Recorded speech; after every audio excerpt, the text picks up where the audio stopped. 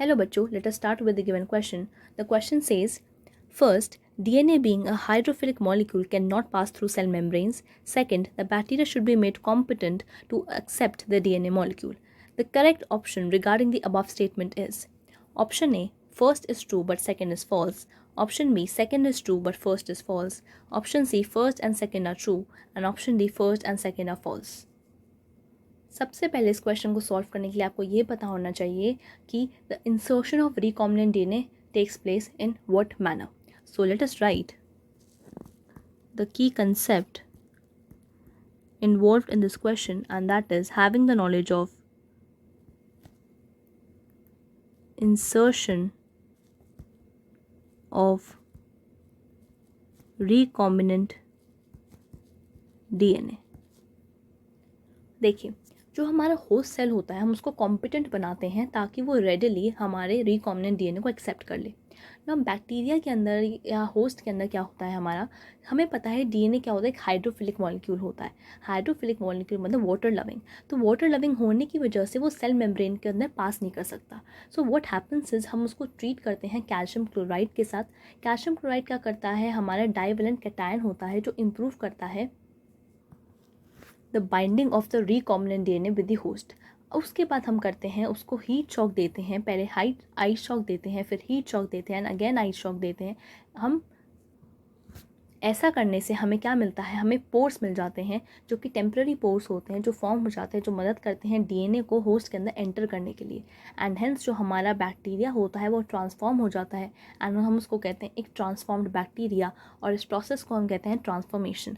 So we can write that first, for bacteria we use calcium chloride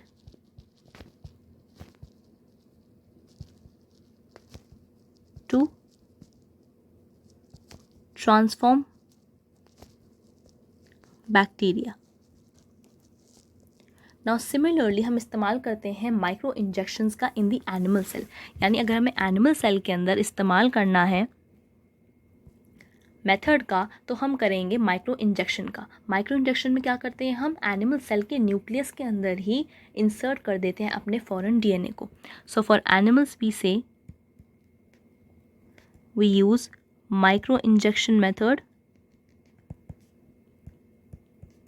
जहाँ पे हम nucleus के अंदर ही इंजेक्ट कर देते हैं.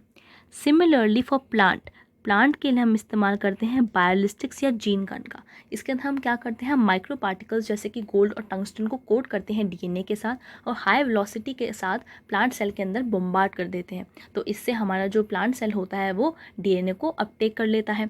सो हेयर वी यूज बायोलिस्टिक और we can say a gene gun method. And fourth we can use a pathogen, यानी एक डिसआर्म्ड पैथोजन को हम इस्तेमाल कर सकते हैं प्लांट या एनिमल सेल के अंदर रिकॉम्बिनेंट डीएनए को ट्रांसफ़र करने के लिए. जैसे प्लांट सेल के अंदर हम इस्तेमाल कर सकते हैं हम डिसआर्म्ड एग्रोबैक्टीरियम का, और एनिमल्स के अंदर इस्तेमाल कर सकते हैं हम एक डिसआर्म्ड रेट्रोवायरस का. Now let us start with the statements. Statement first कहता है DNA being a hydrophilic molecule can not pass through cell membranes.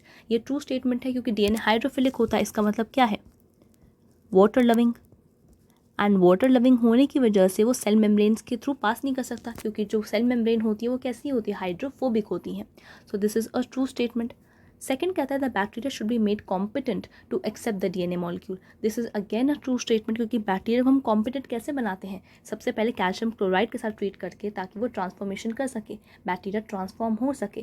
कैसे, हम उसको आई शॉक देते हैं, हीट शॉक देते हैं ताकि उसके अंदर पोर्स बन सके. तो कॉम्पिटेंट कैसे बनाते हैं हम, by making transient pores. So this is again a true statement. The first और second statement हमारी दोनों true हैं. That means option C which says first and second are true is the required answer for the given question. Hope you understood the question well. All the best.